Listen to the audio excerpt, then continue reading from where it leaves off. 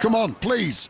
Yes! Yes! Yes! Yes! Hello, everybody, and welcome. This is episode number 51 of the 9 Dial Podcast, your one-stop shop for talking tungsten. On today's program is Jonny Clayton already a lock for Premier League finals night after a strong first 6 weeks where he hasn't lost a quarter final yet. How on earth is Wessel Nijman not made a deep run on TV off his strong Pro Tour and Euro Tour form? He's won a Euro Tour title over the weekend. And Josh Dehaney, my great friend, whose voice you're about to hear for the first time, if he dares mention Stephen Bunting and Sebastian Bielecki's game at the World Championship when we talk about the crowd whistlers, I will punch him in the face. Josh, how are you on this Thursday?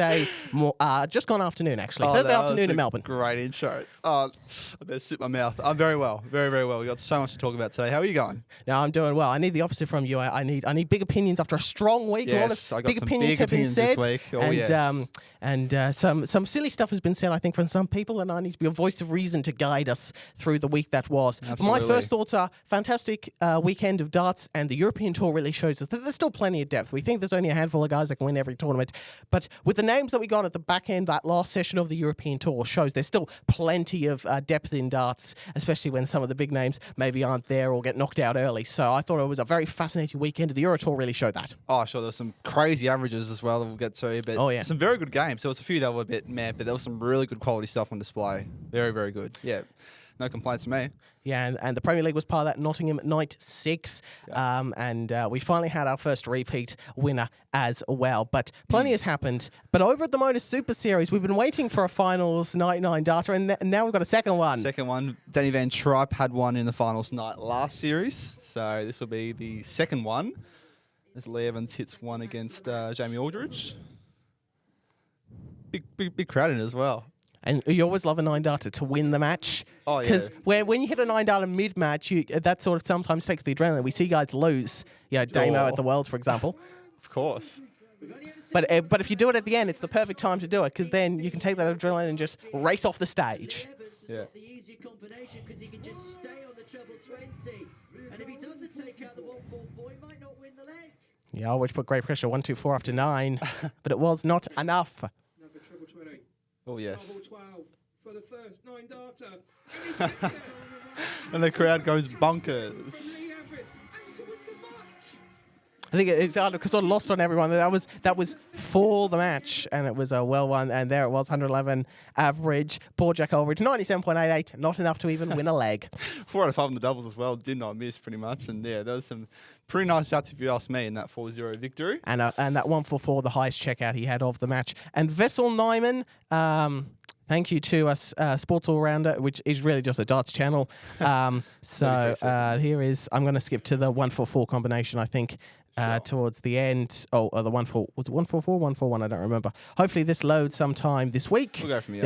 There we go. We've had, now it's back-to-back 180, so 141 opportunity for Wessel Nijman against Josh Rock, who once again performed at a place that wasn't called the Premier League. Can Wessel do it? Oh, he moved that wire. It would have. Look at that. Oh, that breaks my heart. When he threw, he would have thought that was in. He would have thought that was in when he let go of it. It must have felt so good in the hand as well. Yeah, exactly. It literally moved the wire. That's how. Oh, getting flashbacks. We did a couple episodes ago when Simon Whitlock nearly hit the 9 at Portsmouth and the wire again moved. And the World Cup, he's had a couple of those where I was watching a compilation of 9 dart finishes that were missed on the last double, which is not a fun thing to watch because you're cheering for them to go in every time. Especially the first two I saw was Paul Lim and Phil Taylor at the 2018 World Championship. Well, if they had both gone in, that would have been something real. That would have been greatest 9 darters ever finished. Might have been 1 and 2. If Paul Lim did it at the World Championship at his age and Phil Taylor did it in his last ever match, neither of them did. They missed the double 12. Lost the leg and then lost the match, of course, in both their cases. So many what ifs. But Kevin Dutz. So again, I'm really bullish on hoping and seeing more things from Kevin Dutz. This was, I believe, it was the highest difference between a winning between two players' average in the history of the European Tour. There was a 40. Yeah, no, nearly 42. Nearly 42. Right. Nearly 42 point average and difference. 117.12. Strong from Kevin Dutz. How about that? 6-0. There you go. 117 to 75. That's just dominant, beyond dominant. And he loved it. Have a look at the reaction of the ref. up front. Yeah, he's just got one eye going. What the hell have you just done, sir? That's probably the best individual performance of France is called on a European tour. I would bet someone fact check that, but that can't be too far off at 107.12. 3-dart average. And Martin Schindler had a new walk on. I'm such a fan of this. In the end, by LinkedIn Park on the left, if you want to give it a listen. The crowd reaction on this was incredible. I really loved it. Gets the crowd involved in it as well.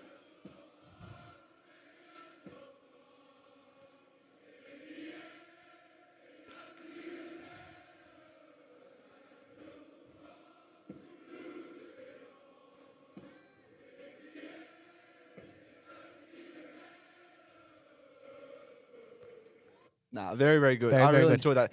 Do you reckon that could compete in the future with like a Nathan Aspinall, Mr. Brightside type thing? It might. It's probably not quite as well known, but it's maybe. But I also want to say they know it. And just on the walk-ons, by the way, and this has have had a thought about this over a while.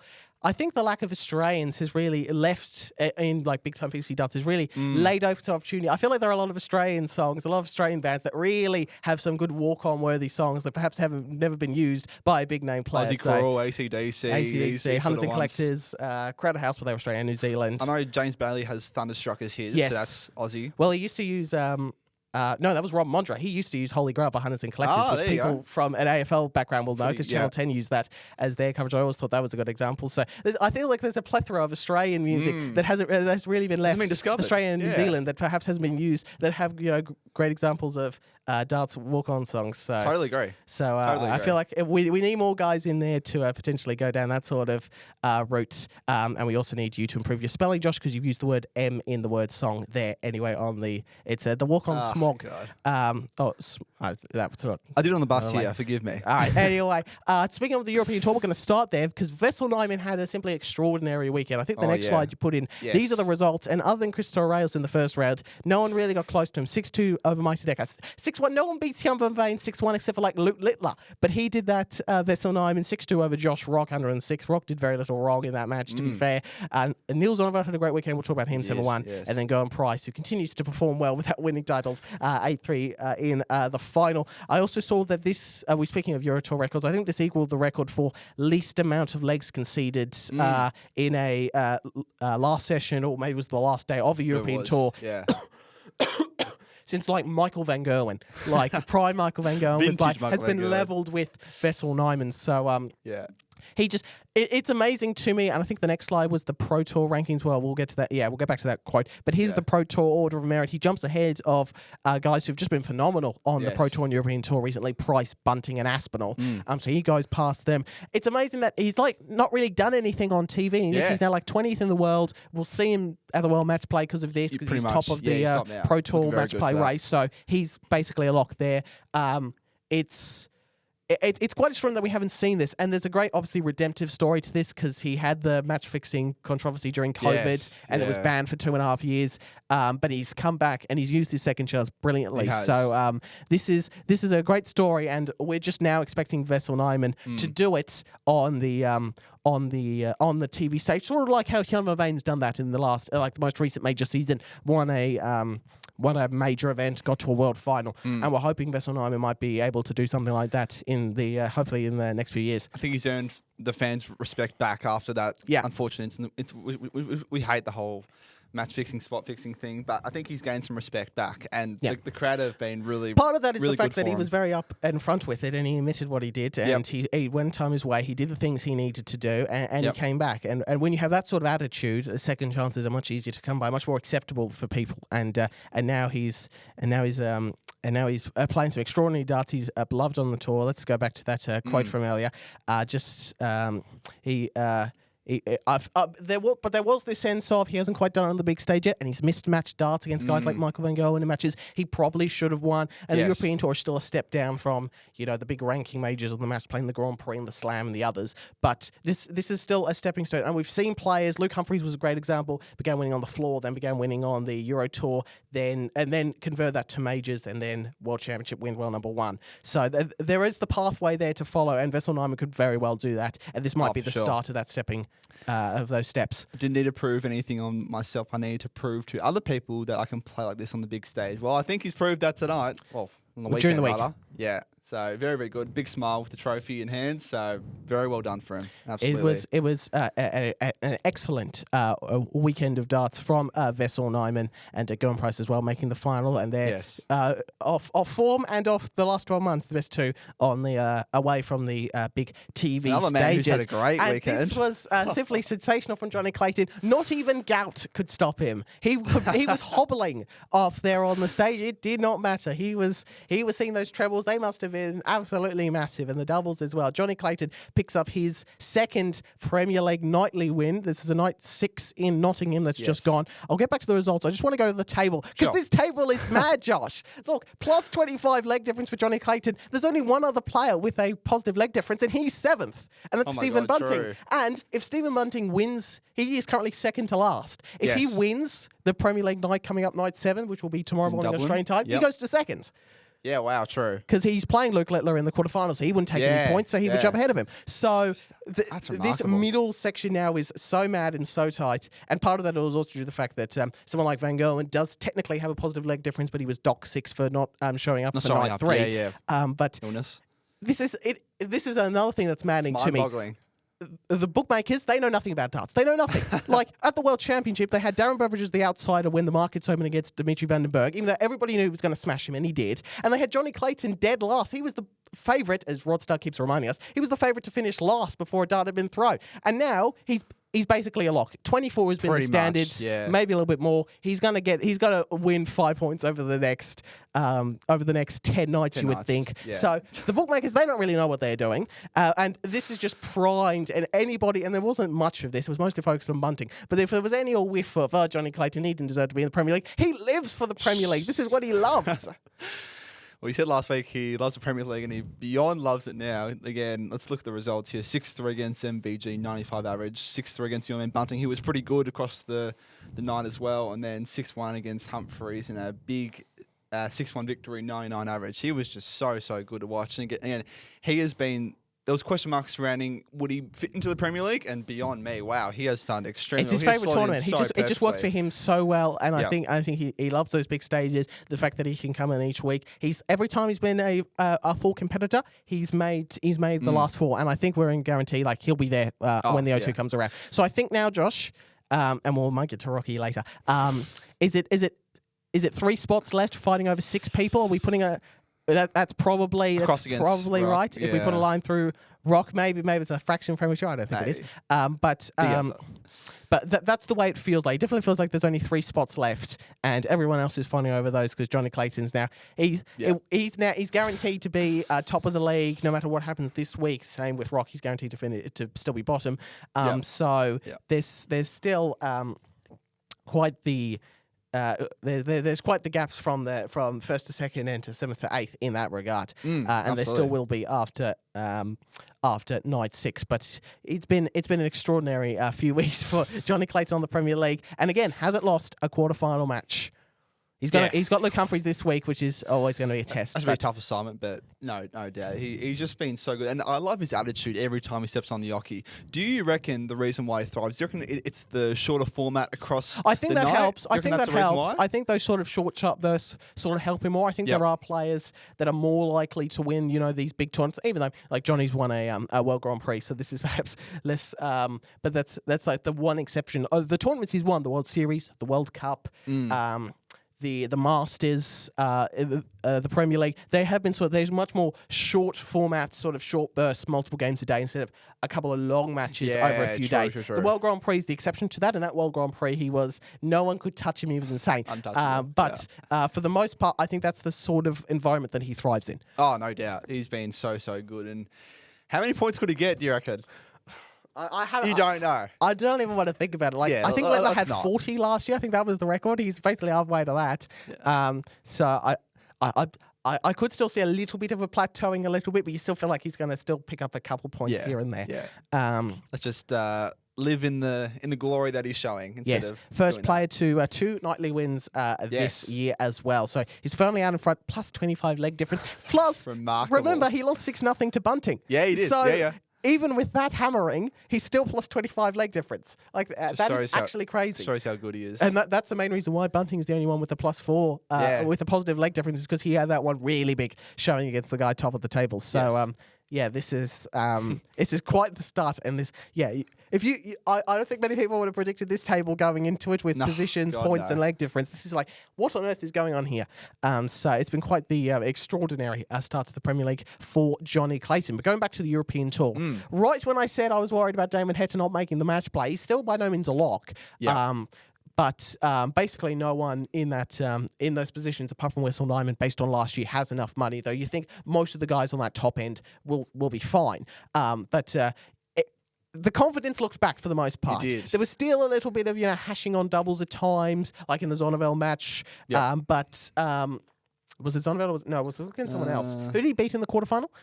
It was that match where there was Springer. It was Springer. 6-5 last leg decider. Yeah, so I was getting my average. young European dust plays confused. I was good all the time too, believe me. There was still felt like there was a bit of hashing, but for the most part, it was still pretty good and pretty strong. And we want to see that from Damo because we need our Aussies in top form, and we're hoping that things will collide nicely with Adelaide coming in when we get to the World Cup in the middle of the year. But I think this was very much a positive surprise because it did kind of come out of nowhere, and he didn't need one of these weekends, or else he was in real trouble, not really qualifying for anything. Yeah, besides a few missed starts here and there, he looked very good. I think we're talking about his throw, it looked a bit off last couple of weeks, but looked very rhythmical. He looked really composed, and every time he got to the Yoki, you just think, oh, he's bound to put in a big score here and there. Yeah, I was very impressed.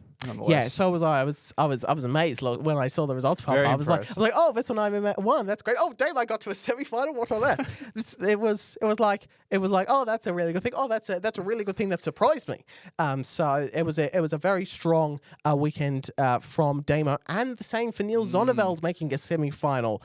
Triple Z, as he's known. He puts in these occasional performances just to remind you he's not too far away. No, he's still very young. How old is he, do you reckon? I think he's like... I have no idea. Do you want me to double check that? I said young guy, but I didn't even know his age. Or do you want to search it? Yeah. You might search it there. I don't want to... I just want to focus on his performances. Well, but knocking over Michael Van Gogh, who still played reasonably. He's 27. So he's still very young. So that's fairly young in a darts career wise. It's not like he's not eligible to play on the development tour or anything like that. He's not a future star. World Youth. But, he's not playing the World Youths. But he's still on that younger side. Yes, absolutely. And he looks good. And he's got a pretty good action. It's a bit still jarring sometimes to look when you see a left-handed dart player because we see just so many righties. And it's not James where it's like, oh, you're left-handed. Yeah. But still...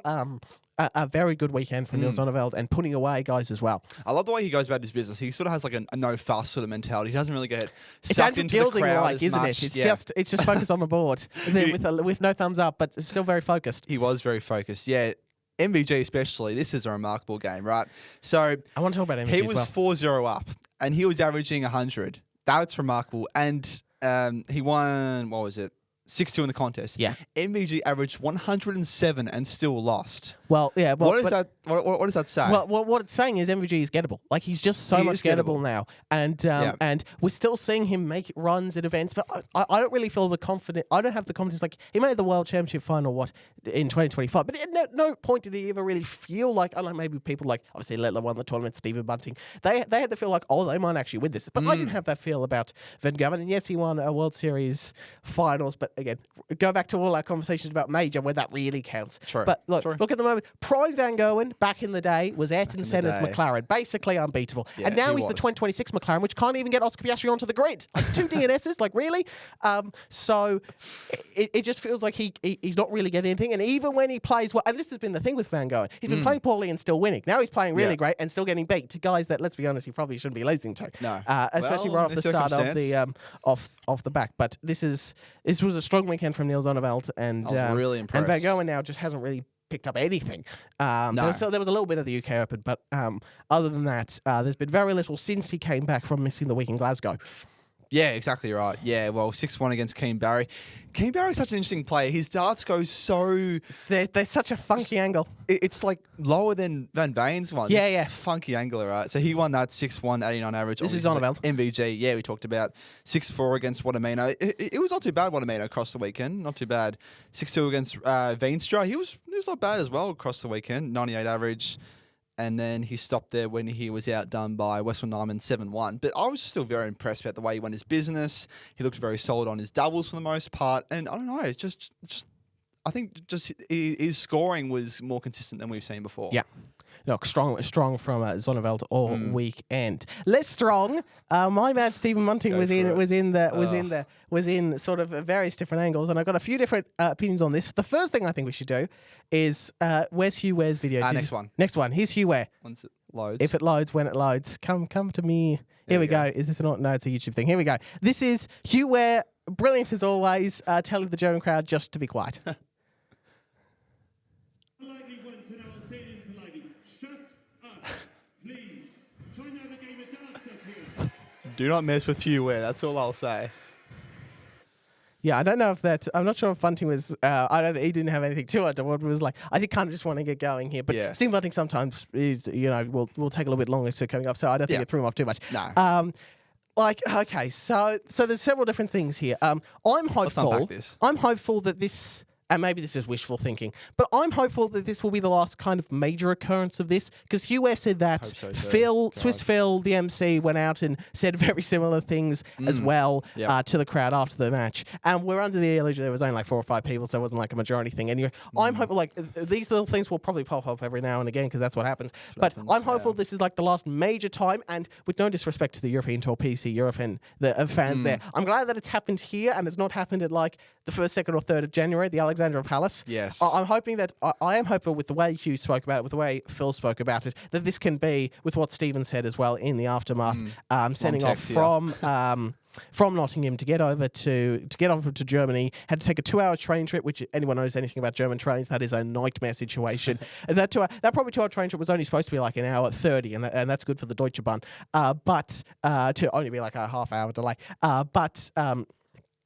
I'm hopeful that this is really the end of the circumstances of this being like a major occurrence, because of the way it was dealt with by everybody there. He talked about why Littler doesn't want to go over there as well, I can see that. Yeah, and this is the problem now, and this is what and these things sort of frustrate me in sport in general, when you have these administrators and fans who go in there and they put in a lot of work to make something really good and real special. Yeah. And then Dom Taylor is positive to a drug test. Then Cameron Menzies is bashing up water tables. Then people are whistling and annoying everybody. And then people say say silly things online. So it's a little bit. I feel a little bit sorry for the guys at PC Europe who put on such a great European tour. They do. And this is like behind Wessel Nijman. This is the biggest talking point of the weekend. Yeah.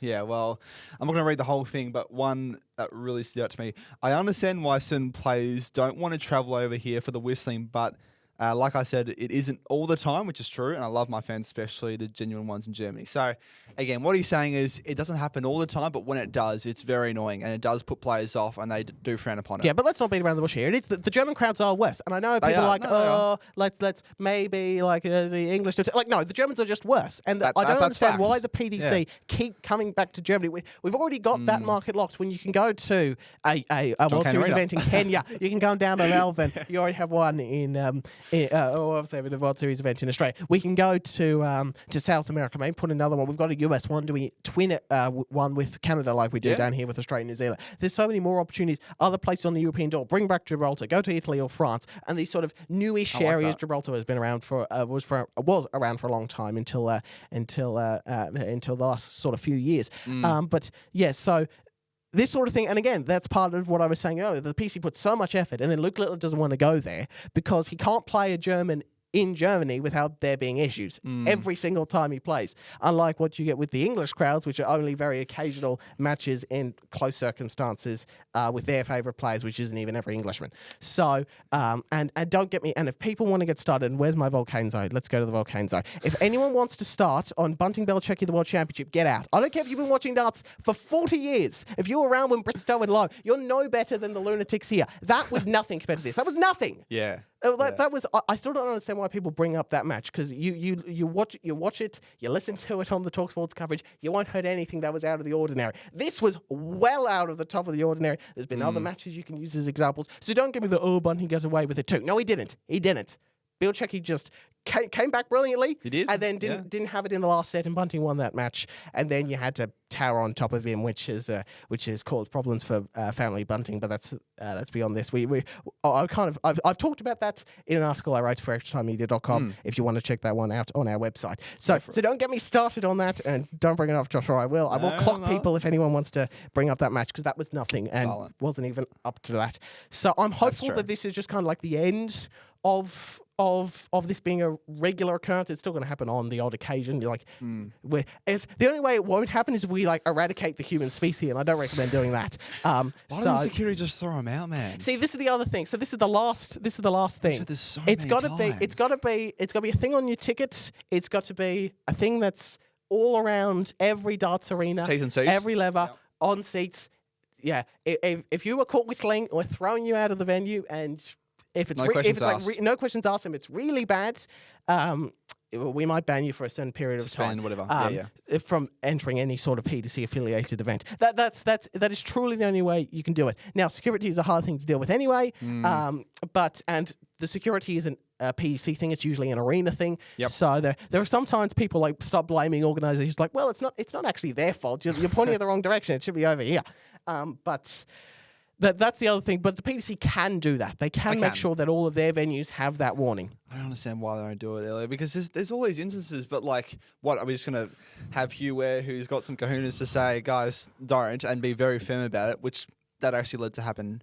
Had no whistling afterwards. But I'm just saying, like, there has to be some sort of T's and C's, or such a firm warning saying, if you do it, you will be kicked out, no questions asked, and you won't be back. It's like, it's annoying, because we keep having these repeated conversations all the time. It's like, PDC, do something, please. Yeah, it's mostly arena security. Do something, please. Yes, arena security is they're the main thing. ones. Yeah. Yes, PC can do something. Yes, the referees can do something. Yes, the fans in the arena can do something, point out people. There needs to be better But the main thing communication. is the arena security. The PDC and the security of the venue needs to have more of a good connection to be able to go, listen, guys, if there's anything of whistling, any sort of type, you throw these guys out. No, and it doesn't. Asked. And going back to Bunting Belichick, it doesn't help with these moral equivalents. Like, well, this is like, no, there's flat lines. Is like some are better than others, and we need to make sure that this is right, and people do want to come now, because there is a difference between sort of managing a schedule. Like, I would have gone to this event, but on this weekend, after a bunch of playing on the floor and playing on at the Premier League and other events, I just want to take this weekend off. Versus, I'm actually actively not wanting to fly here because I can't trust the people in the venue. And now we'll only go to Germany twice, for the World Cup and for the European Championship, which also happens to be the two major events he hasn't won yet. Even though, to be fair, the World Cup he only played one match in so far. Yeah. He'll be back. Yeah, exactly. All right. Okay. This was my other whinging thing that I had to have a go about. So Alan Suter, right? Here we go. If Alan Suter, let me start this again. If I had £1, because we're talking Britain here, so we're talking pound. If I had £1 for every time I read something or someone said something or implied that Alan Suter is moments away from just like breaking through and being like a top 32 player, I would have enough money where I would be enough money that could put me in the top 32 ranking wise. You got I have so much. There's so much potential here, and nobody does more. Nobody does less with more than Alan Suter right now. He's just. Every time you watch him, you're like, what's his biggest darts highlight? It's throwing a 180 with like 70-gram darts that he did for a Little Mission promo. Like, that's his darts highlights. I think he's made one quarterfinal at the Grand Slam, which is like he didn't even make. Which it was like he played decent on it, but it wasn't like he never played anything outstanding. I think everything was in the 90s, and everything is like, oh, PDPA not good, European Tour not good, and it's not like. It's like some of his points are actually half decent, especially with regards to the PDPA. Yeah. But every week it's like, Alan Suter, you weren't there. You weren't there at the weekend because you weren't good enough. And this is the thing with every underline, everything can be like, you should put a community note next to every Alan Suter post ever complaining, saying, he's playing about this because he's not good enough. He's not good enough to be at the top 32. He's not good enough to be at the European Tour side of things. It's almost everything, and he's always like, oh, he broke it. And if anybody dares mention this, sounds like, oh yeah, it's looking like a thumbs up, like, I'll take it from you. You're not good enough, Alan. And if you actually spent more time focusing on darts instead of just whinging about everything, you might be that top 32 player people keep telling you you'll be. Here's the funny thing with Alan, he's not really defending anything, because he's never making anything to defend in the first place. Like, because I don't think he's ever made a match play or Grand Prix or anything like that. You can double check that for him. I think he's made the slam on a few occasions, but because he does win the occasional Pro Tour. He's still got a decent ability, but he's always between. He's not bad enough to be kicked off of the tour for dropping outside, but he's also not good enough to reach those higher levels. 53 on the order of merit at the moment. 53 on the order of merit. He's always hovered in the 40s and 50s. Has. He's never really, and like he's played some decent stuff at the start of the year. But here's the thing, Josh. He keeps losing. And the only thing we deal with a lot of averages, a lot of stats, and they're all funny and interesting. But the most important stat is W's and L's and D's when they had when the old he's not close to the world match. He's not close. He's not close to anything other than the world championships, which he plays well. He might play for one match and then he gets knocked out by a much better player like Jan van Veen was this year. Absolutely. And like. I'm sorry, it's not like... And the other thing that gets brought up with the European Tour changes is like, well, the top 16 players didn't deserve it because they changed the system. Okay, so if we change the system back, does that mean that those players who benefited aren't in it? Like... I don't agree that the European Tour was amazing and now it's awful. Because we're seeing great players make runs. We're still seeing those upsets. I would argue now that the Friday session is now much more interesting. And here's the other thing. I haven't seen anyone come up with an alternate system, so I'm going to give one for you. As the biggest defender of the current European Tour system, I'm going to give you another one. Just do top 32 order of merit.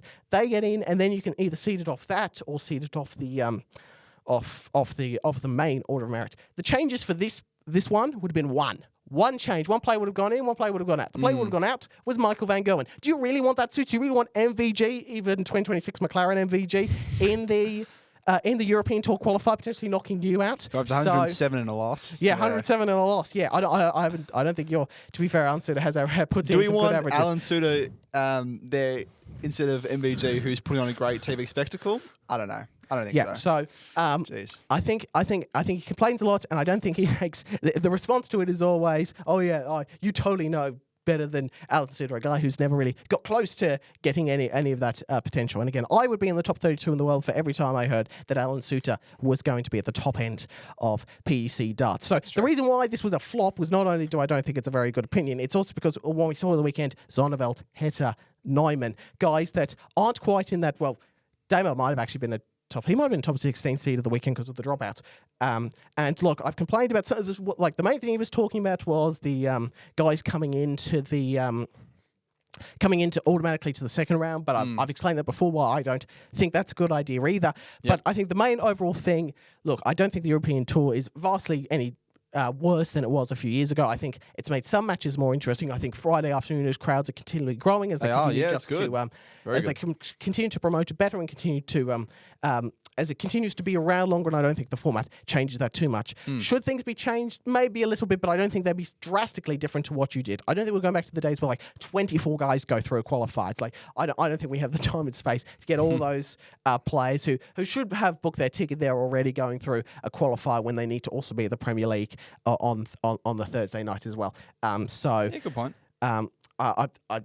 Suter is one of the top class whinges, and until that changes, there's only a few. There's not. There's more in other sports. But yeah, Suter frustrates me because apparently I keep being told he should be at the top end. Like all the guys at Mission Darts is like he's going to very soon break through. What happened? He lost his UK Open first match, which is what he does. He turns up if he qualifies for an event, he doesn't usually go very far, and he's not really qualifying for the top end events anyway. That's what I've had a couple of big opinions there. Let's have another one. Josh Rock, did it happen? Was this a year too early, Josh? I'm going to let you talk because you're the big Josh Rock guy. Was this a year too early in hindsight? Well, the question is, was Josh Rock, did he come into the Premier League too early? My question is, it was the time for him. Let me get did he come into the Premier League 1 year too early? Let's look at the candidates who could have come in. Danny Noppert, James Wade, Nathan Aspinall, and a rogue outsider who did play very well at the Worlds, Ryan Joyce. So, do you think... Ryan Sell. You say Ryan Joyce. Sorry, yes. Ryan Sell. Love Ryan Joyce as well, by the way. Yeah. Do you think those four would have contended as well as what Josh Rock would have done? I think Aspinall and Wade probably would have, yes. I love Aspinall. He was good last year. I don't think Wade would have done much better, mate. I just don't think so. Maybe his form isn't good enough at the moment. Well, he's still making runs on television. He's still making the back end. Like we saw, what was the match? Josh Rock made a quarterfinal last week. He made a quarterfinal last week. On the weekend. Here's the thing, because I don't think this is affecting Rock like overall. I just think it's the Premier League which is the block from. I don't think this is gonna. It's gonna be like Bunting last year. He's still gonna pick up wins everywhere, but I think it's. I'm only talking about the Premier League itself. I only want to narrow in on the Premier League itself for Rock. So don't worry about the other stuff. Other stuff around is gonna be fine. But in the Premier League itself, he hasn't won through 6 nights, and I've looked at his schedule, Josh. I don't see him winning until he plays MVG night 12. Like, I don't see him winning this week. He's got Price. Then he's going to have Clayton in back-to-back weeks, 8 and 9. I can't remember who he has, 10, 11, and it's Van Gogh in night 12. I'm just looking going loss. I don't see him potentially. He needs Van Gogh in this week, but he doesn't have Van Gogh in this week. He has Go and Price. It's like, and when you're playing Paul, every match is a disaster when you play in this top echelon. But I think this is a great advertisement. I think, look, I wouldn't have said this at the time. I would have picked it, like, on January the 4th after the World Final, I would have picked him in the Premier League. Yes. I did have him in the Premier League. This is in hindsight. Do we both agree that he should have been in? He should have been in after the World Final. There you go. That's fine. Yes. So we're saying we should have been in. That's a question. Hindsight is a beautiful thing. Yes, of course but I'm using hindsight. Yes. I'm using hindsight. Because I said he should have been in the time, and I think at the time you could have made that case. But in hindsight, it probably is a year too early because his numbers are like Peter Wright when he was a disaster in the Premier League in 2024. It's like a 92 average all the way through. And speaking of, and I'm going to do a drive-by on Wade and Offord here, by the way, we see them winning with 90 averages, but that's not enough in the Premier League. A 90 average across a season in the Premier League is dead last. So, shows how good the quality competition is. But Wade has more of an ability to, we talk about wading, winning matches when he's not when he's much lower down on average, because an 83 average can beat 100 if you just hold your throw all the way through and win that throw for the ball at the start. So I think Wade could have made a case. I think Aspinall. We haven't really seen much of Aspinall off the back end of this year, so look, it's always hard. It's always hard to tell. But I feel like James Wade might have been one where he knows the environment. It wouldn't have been novel to him because he's won this before. He's been in it for ages, I think that that was the option. I wouldn't have picked him over Rock at the time, but in hindsight, he would have been more reliable. He would have been Jonny Clayton. He would have been that reliable guy who we've seen in the Premier League. I'm not saying he would have been like top of the Premier League, but I'm just saying he would have had a same reliability as Jonny Clayton has right now in terms of he's going to get up and be competitive in a Premier League environment because he knows the stage sort of setup. Obviously, those guys know the setup. Obviously, Wade has won it and has been in it for a long time. Wade's been in almost all the Premier Leagues. I know. He's had history and he knows what it's like. But I think you have to reward the person who's been in the best form. They didn't do that when De Decker won the Grand Prix. Well, that's an example that one could make, right? So I think they arguably made one too many changes. And remember what I said last year? You said maximum 2, yeah? I said maximum 3, which is what they did, but more likely 2. It's hard for me. Look, we'll get to the who knows. Maybe maybe Ryan Sell, Ryan Joyce, Wessel Nijman win all. Who wasn't in the Premier League this way? James Wade, Dennob. Maybe they win all the majors at the back end of the year, completely overrun the Lokes, and this is a very different conversation.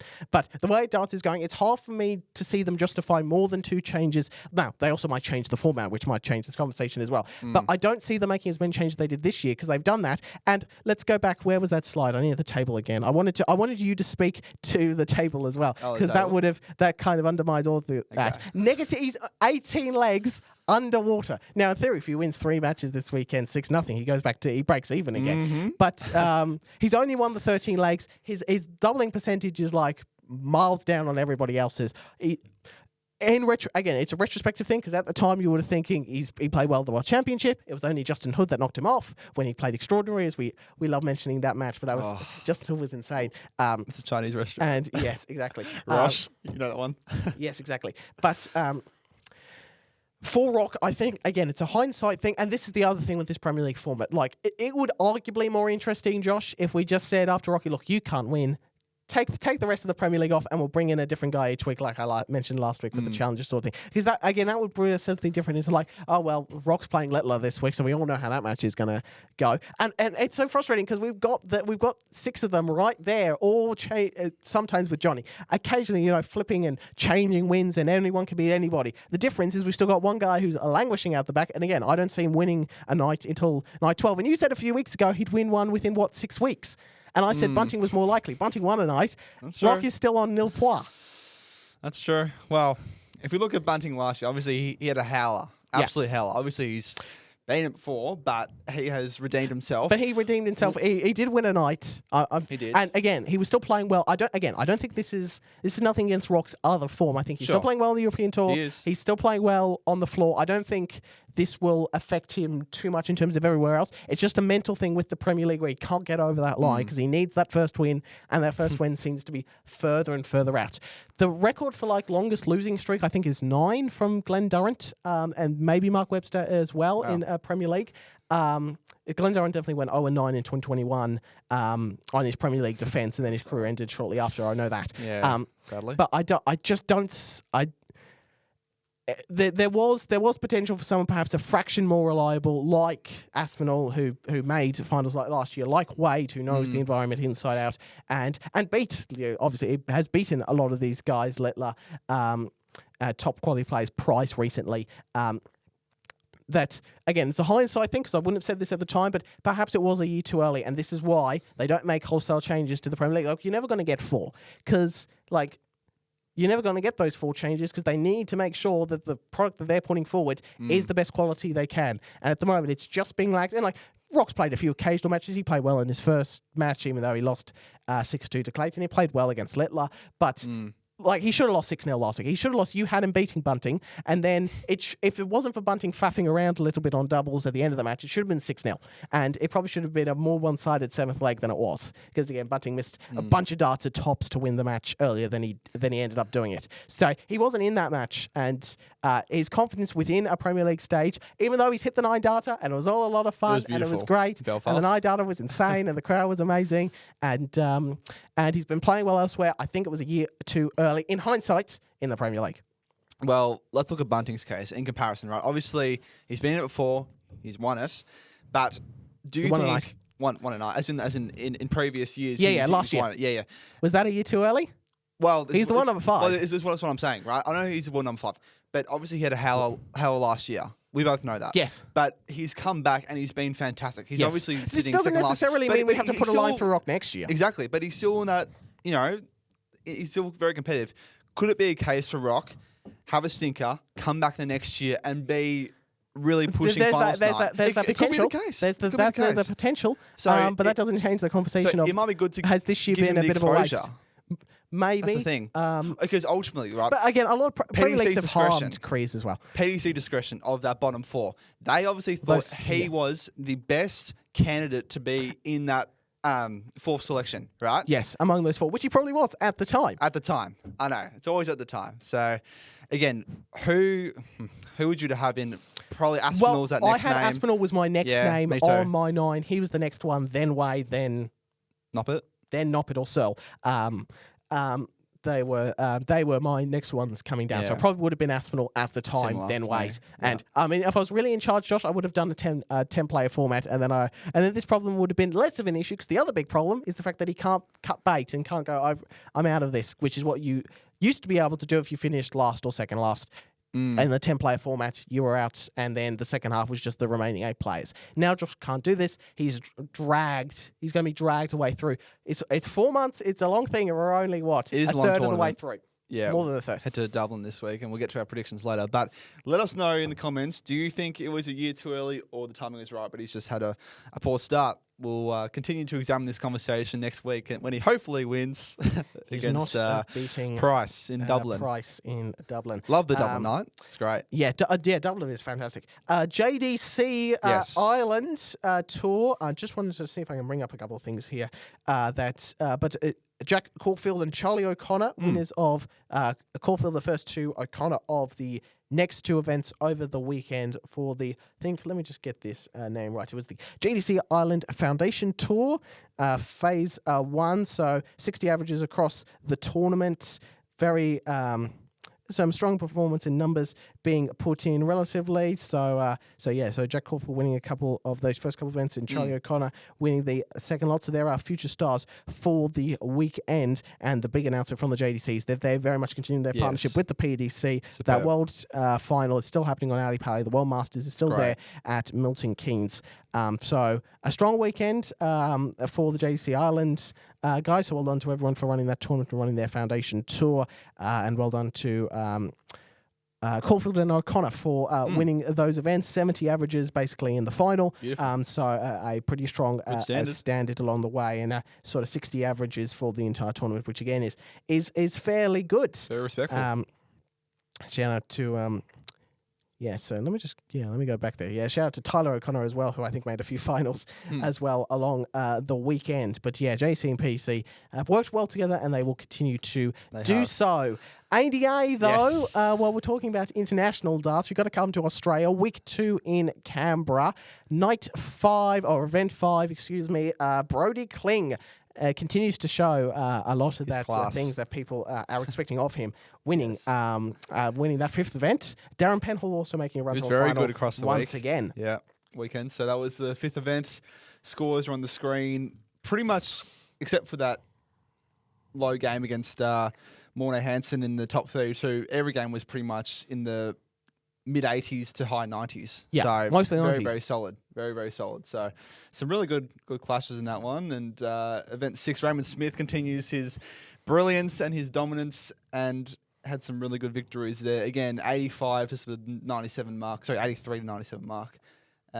Took on James Bailey in the final. We love seeing James Bailey. He had a good run as well in his event 6 campaign. Then we move on to the second Saturday event where Darren Penhall, as we mentioned, I feel like he deserved to get a title with the way he's played the first 2 weekends. So it was good to see him get over the line in the last one. 100 average against Tim Pusey, 6-2. That was very, very good. Beat Raymond Smith in the final. Yeah, good to see Tristan Bogner, the young lad. 84 average, that's very, very good for him. Very, very good. But hearing a lot of good things about Bogner, that's for sure. Yeah, absolutely. And event 8, this was the set play event. On Sunday. And there were some fascinating matches in here. I think Raymond Smith won a match going 118, starting on the 18s and finishing on the ball. I thought of other things straight away. Come on, Raymond.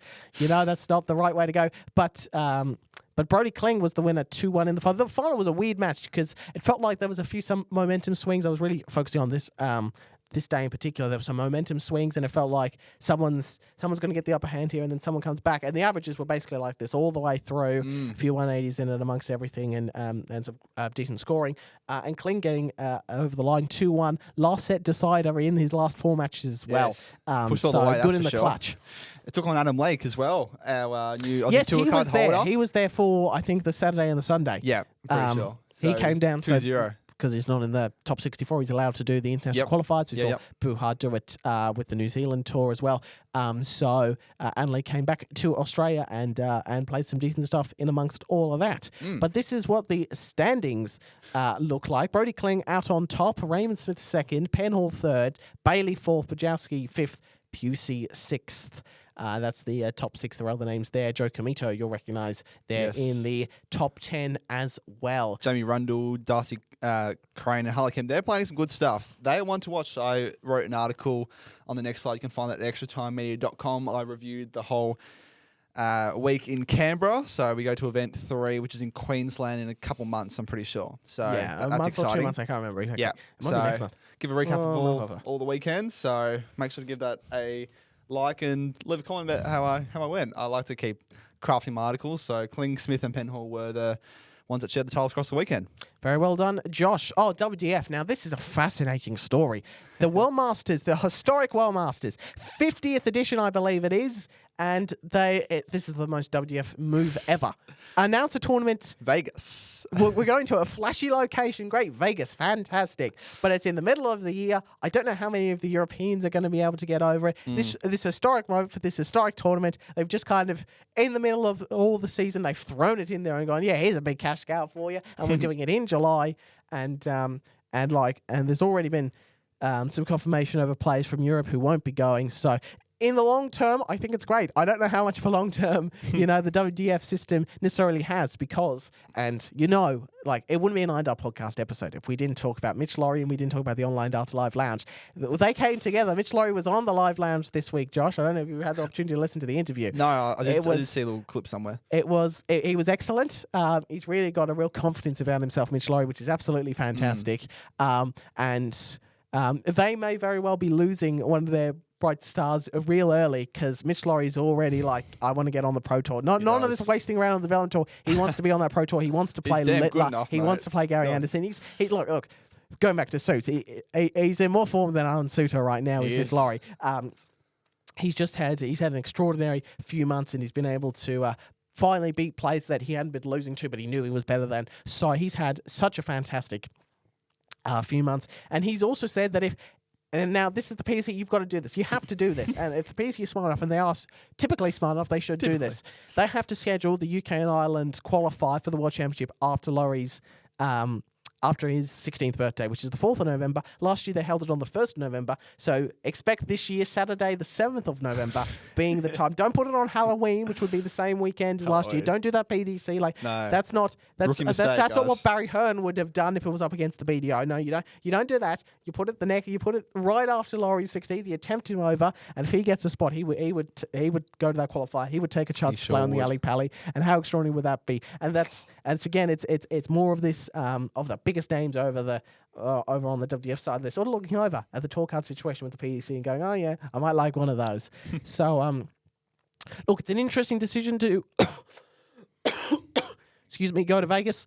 I'm not sure if it's a great decision in the long term. I'm not sure if it's the greatest decision for this year because it's so close, and getting to the US might be a bit difficult for some players. It might be better to connect than to fly direct for some of those players from a cost point of view to try and get all the way to Las Vegas. Vegas seems to be a location that's been going everywhere. So the NRL, obviously, they kickstarted their season this year, had a couple games. I think the sports world has finally opened up to Vegas. They were a little bit cautious of, but the last 10 years, the NRL, it's really opened up. Darts now, and darts used to have a tournament. Not yet, AFL. I don't think we're getting there. Look, well, we can't. If the AFL aren't even going to places like the UK, New Zealand, I don't think them going to the. They can't even go to New South Wales and Queensland properly, but that's for another podcast. So Las Vegas is opening up its doors to many people, and I wouldn't be surprised if the PDC try to move a tournament there at some point. I hope they do. The Desert Classic was a beloved event in the 2000s, and it sort of had to disappear despite being a fan and player favourite back in the day when Taylor and Barney would go at it, and Peter Manley won his major there, and I think John Part also won that once. So. It's definitely a great sporting city these days, and even the darts is getting involved with Vegas on the WDF side as well. Interesting decision. We'll see how that goes out. Fallon Sherrick is a brand ambassador for Windmail. It happened a couple of days ago. So she has done so much for the game, in particular the women's game, but she's just been such an icon that we love seeing. The Queen of the Palace, as she's known. So Phil Borthwick, the CMO of Nota Group, he had some comments to say here. True legends of the sport, her history-making performance at the 2020 PDC World Darts Championship. There's still a lot that still drags on from that 2020 PDC World Championship, and it's the right thing to do from a marketing point of view because that really changed the face of darts when she beat Ted Everts and then Mensa Silovic, who was like top 10 in the world at the time. He was very. He was like the one number 11 or something, one number 7. I can't remember exactly. Transcended beyond the traditional darts audience, captured mainstream attention. That's very much true. And she did back it up as well because she's made runs on the Grand Slam and that sort of thing. She beat Clemens with the 170 finish. That was special. That was beautiful. And helped pave the way for more women to compete at the highest level. And that's so true. We got the women's series this weekend, which I'll discuss a bit later. When she won that match against Everts, the women's series I don't think was a thing. I think the qualification for that was like a one-off qualifier for the women to get to the World Championship, I think, at the time. And that sort of did pave the way for the women's series proper to come in and be a proper route to get to the Slam and we've got the women's match playing the World Championship and others. Excellent choice from Windmail to have her as a brand ambassador. I'm sure she'll do great things for that brand, no doubt in my mind.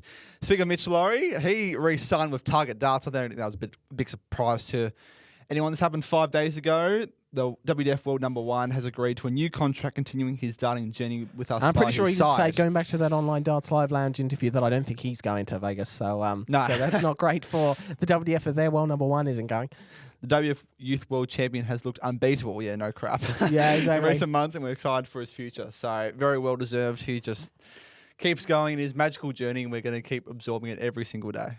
No doubt. You've misspelled his name again here. There's W there, Josh, not a U. God. You keep doing this. Oh my God, it doesn't sound right. Anyway, Hinksy, 3,000 matches refereed it's a in lot of Portsmouth. matches. How many of those do you think one would remember? I don't think you would have a few, but you probably wouldn't remember most of those 3,000. Oh, I know. Oh, I think he's had a few $9 in there. I'm pretty pretty sure. You remember those sort of ones. Yeah, he's done once. Obviously, he's done some of the special events, the international pairs. I think he did double trouble week. So that's a really cool achievement. He has been incredible for the growth and development of what was called the Online Darts Live League back in the day. Yes. Through the COVID times, but now 3,000 games, and I'm sure we'll do many, many more and continue. It's great to see him helps still the very game. much involved in darts after he dropped off the Of PDC course. circuit as well. Absolutely. After he was kind of forced out. More Modus news for you. Nathan Potter was the week 8 Series 13 champion after going 14-1 in Group 8. I don't remember if you remind that last week. I think we did talk about that last week. We did talk about the 14-1 last week, and because nearly broke history. I just saw just before we started the fact that he did get beat, and he was 14-0, but he went down in his 15th match. But with that kind of form, it was kind of hard to see him not winning. Nearly broke history, so had a couple of days off, and then he won 4-2 in the end. Another 4-2 result on finals night in the final. I don't know what it is. Just something. 87.64, 4 out of 12 on the doubles, and 1 maximum in the journey. So he is the 8th name in Champions Week for Series 13. We moved to Week 9 this week. Some really good names here. John O'Shea, he's one that is probably more known than others. Jensen Walker, good young bloke. He has won a series, I believe, in Series 11, I want to say. Adam Hunt, Joe Hunt as well. Kevin Gordis, Arnie Speed, Jack Drayton, Joe Croft, Jamie Durrant, John O'Shea, as I mentioned, Jamie Lewis, Jason Heaver, and Dylan Grazier are the people who will be featuring this week. And then we've got action in Group A, 12-3. Jack Drayton has won Group A. Jensen Walker, Adam Hunt behind him on 16 points each, but not good enough in the end. So he'll be the first name through to finals night, and the rest will trickle down to Group B and Group C respectively. And there's the weekly winners as we go. Steve Green, Kunu Van Velsen, Radek Zagski, Derek Coulson. Could he make his fifth victory rather? Sorry, his fifth appearance in Champions Week. Can he finally get over that hump? Graham Hall, Scott Taylor, Neil Duff, and Nathan Potter with 4 weeks of action to go. It's crazy how it comes around. Was this last week? Or I think it's last week. Yeah, We this haven't was done a last game week. yet. We haven't played a game, so that was a 3-0. Was this new? This Yes, was new. 2 wins in a row. Come on yes, now. it is too. It I is saw 6-4, but I was like, what side am I looking Yes, at? Oh, yes, yes. you're another win for Josh. So Yes. he's finally fighting some form again. 6-4 victory for me. This was a really good game, actually. Very, very close. Again, we could not hit a double to save ourselves, but I had 3 140s, Yeah, so that wasn't too bad. 3 140s. I was that's on a something. 180, I reckon, once or twice, but 20 dart leg, not too bad. So I mean, just got over the line. highest finish here is 32, so I could tell there were no big real combinations No. being thrown back at each other. There wasn't No. like a 68 followed by an 84, followed by a 122, followed by a 134. It's like, no, this was No. all getting down to the doubles. and Scrappy, hitting but that. there was some good numbers in between. So good to get a victory there. And now if you look at the table, this hasn't been properly updated. This was a few days ago, so I think it'll be updated more, but I'm slowly climbing the ranks. You're slowly getting a little bit Slowly further away getting from the there. bottom. So top 6, I believe, is the qualification. Oh, wow, So okay. 1, 2, 3, 4, 5, 6. So Just under Pickering. Will Pickering. So I'm not doing too bad. If I can string a couple more wins together, there's what? I think you need to improve the leg difference there as well. there's 17 weeks. So I've still got a long time, but I just need to keep winning. That's the story. There's my stats. Not too bad. 50 is about where I'm sitting most of the And time that these 23 days. best leg is now 20. Oh, Was it will it not? be 20? Yeah, sorry. This hasn't been updated. So I will update that when I can. This week we take on, Sammy Brown. And you do it, not we. It's not like this is a team Sorry. event. Oh, you're supporting me. Everyone's supporting me here. And I think he's had 5 draws. You might go back to a couple of slides. 5 draws. So he's been competitive in every single game, but has not notched up a win yet. So that'll be a good game. I think I'm playing that tomorrow. So look out for that. Can I go We 3 in a row? famously do mock betting on this show, as Josh did that one time. So I like to back the draw plays off the back of the form We don't do that's that. going in. No. Night 7 of the Here we Premier are. League. To be honest, I've thought about my quarterfinal winners, but I haven't really thought about who's going to win the night overall. So I'm just going to kind of put it all together. Night 7, Premier League, 3 Arena Dublin, off the back of St. Patrick's Day as well, as if the Irish Yes. didn't need another excuse to get on the beers, to quote Dan Andrews. Jan van Veen and Michael van Gogh Guinness. begins the night in an all-Dutch clash. Oh, yes. I've been the way I've talked about Van Gogh in this episode, I think it's fair to say I don't see him winning. He's been struggling to pick up some wins. Van Veen 6-3 for me. Got Van Veen as well. 6-2. We'll go on that one. Bunting Littler. Where do Bunting you stand on that Littler, one? I'm finally free because he's won a few matches. I don't feel the need to tip Bunting every 6-5. week and do 6-5. Every week I've basically tipped him to win, but I think it's hard to see this one happening. Littler 6-3, I'm afraid, over Stephen. But I'd love to see him pick up a nightly win this week, because then he'd jump from 7th to 2nd, good. and that would be very funny. Even though he would play Michael Van Gogh in night 8, because remember, next week is the inverse of the league standing. Yes, exactly right. 6-3 as well, same scoreline. Josh Rock, going Price again. It's just the worst possible. There are just there were no good, but it's like you could have had much nicer than going Price against for Josh Rock's opponent. 6. How many I'll legs go are you giving 6-3 him? Price. Okay. I was leaning between 2 or 3, but I started at 3, so I'll stay at 3. Maybe if I stop predicting he'll win, then It might he'll happen. actually win. It might happen. So we'll go Price 6-2, which means it'll be 6-2 to Rock. So Yeah, he'll win exactly. it. That's exactly how they'll have it. He's just gonna blitz through this night, is he Yeah. not? And then Reverse Jonny psychology. Clayton, Luke Humphreys. I can't tell you how tempted I am to tip against Clayton to finally lose in the quarterfinal. You reckon he'll lose a quarterfinal after 7 nights? He's got to do it. It's got to happen at some point, right? It can't keep going on like this. But It it can. can't. Humphreys 6-5. Last league decider will be a cracker. 100 average for each. We've matched all the way through, so I More or less. also feel like I'm also trying to think through the rest of my bracket. No, I'll go Clayton 6-4. I'm not having him losing just yet. Okay. What do we see in the final? I see Price beating Littler 6-4. All right. I see Van Veen making the final. I see... We'll go Humphreys, Van Veen final, and Humphreys will be the nightly winner, 6-4. I can see a lot of this stuff happening Yeah, on it's this night. It just interesting. feels like Rock won't. I don't think Rock will win, and it No. feels unlikely Well, Bunty will win just reverse because psychology. he's playing Littler. But You never know. there's still a lot of you can see a Van Veen Humphreys final. You can see a absolutely. Van Veen Price final. You can see a Littler You see a Humphreys lot of final. There's a combinations. lot of Exactly right. combinations here which feel very likely. But that was our predictions. We're going to the Belgian Darts Open. Luke Littler's sure won this are. event in back-to-back years, so he loves playing in Belgium, and he's hoping to continue that form. The Women's Series also continues. Events 5 through 8 in Wigan. Yes. Assuming Bo Greaves turns up, which she doesn't have to. Can she continue her 104-plus game win streak? I think whatever it's that above, damn hell it is? 110 or Probably, something. yeah, I don't even more than remember that. what it is. But we'll keep Good an eye. grief. The entries aren't fully out yet, so we'll see if she even bothers to show up, and Yes. if she does, I hope she how does. that streak continues. Last week, John Part beat Peter Manley 8-6. Bit scrappy at times this match, but Part was able to get over the line fairly comfortably in that design, sort of in the back end of that match, beating Peter Manley, who lost from a 4-2 up position. This week, We are going to the Belgian I Darts think- Open final in 2024. Have we done this one before? I think we might have. I think You I might- sure? I reckon I've done this. You sure? I'm positive.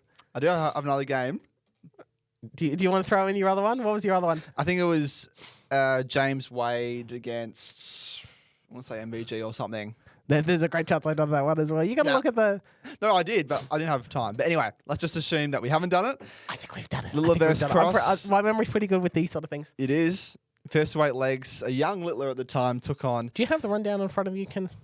as in for the... Yeah, the Google Doc, which we Oh, never yeah, update yeah. because I still haven't. Let me know if I can I'm still go trying to control organise different finds. things on several I'm computers. looking for Belgian. We have. I'm Yeah, so yeah, sorry. You're yeah. right. I apologise. Yeah. Apologise. But we'll do it again because it was a really good game. It in was the a really end. good game. It was a really There's good one game. particular reason why we put it in there, and it's kind of towards it's sort of 2/3 of the way, 3/4 of the way through the end. Yeah. Cross got 3-1 up, but will Littler find his way back in the game? I should look at this more, but You need to look it up. I swear there was 2 options. I'm like, I don't think we've done that before. Anyway, We did it before. Spotify, YouTube, Instagram as well. Thanks for the 14 5-star reviews. Let's get to 20 this week. Let's aim for the stars.